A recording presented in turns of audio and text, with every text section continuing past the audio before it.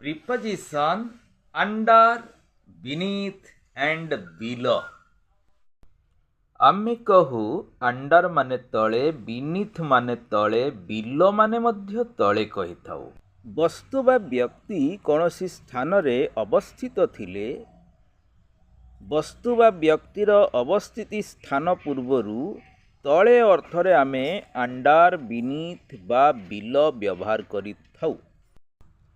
किंतु सबु स्थान रे वस्तु बा व्यक्तिर अवस्थिति को नहीं तले अर्थरे आमे सबु बेले अंडर, बीनीथ, बिलो व्यवहार करि परिबा नाही। माने अंडर बदल रे बीनीथ, बीनीथ जगह रे बिलो कि बिलो जगह रे अंडर करि परिबा नाही। तेबे आसंतु देखिबा अंडर, बीनीथ, बिलोर व्यवहार केमिति हुए। एही छवि को लक्ष्य करंतु। देखंतु कंढेईटीए चेयर तले अछि। एठी आमे अंडर व्यवहार करि परिबा आउ कहिबा there is a doll under the chair. कंढेईटा चेयर तले अछि किंतु चेयर रो आवृत्ति को बा तार जो कभारटा से कभार को न छुई की तले अछि।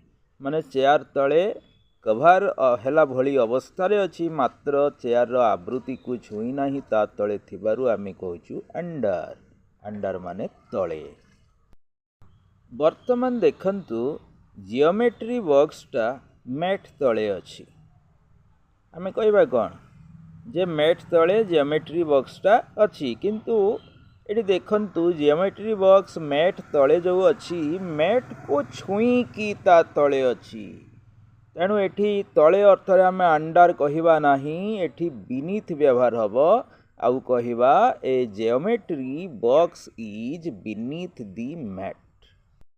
एही तृतीय छवि रे लक्ष्य करंतु हले चपल चौकी तले अछि।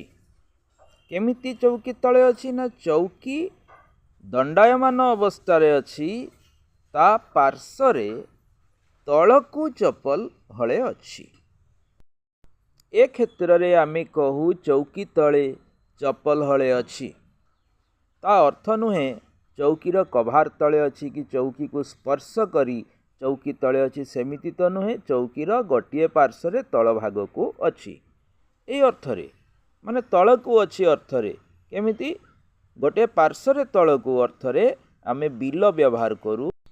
जदि कहिबा तुम चपल गुड़िक चौकी पार्श्वरे तळकू अछि ते आमे कहिबा कोन इंग्लिश रे हबो your slippers are below the chair.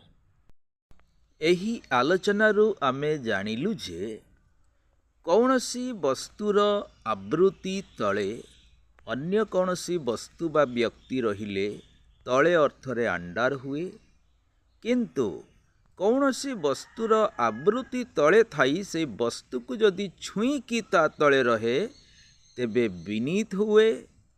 आउ गोटे दंडायमान वस्तु पार्श्वरे तल भाग को अन्य वस्तु बा व्यक्ति अवस्थित थिले तळकू अर्थरे बिलो हेइथाय।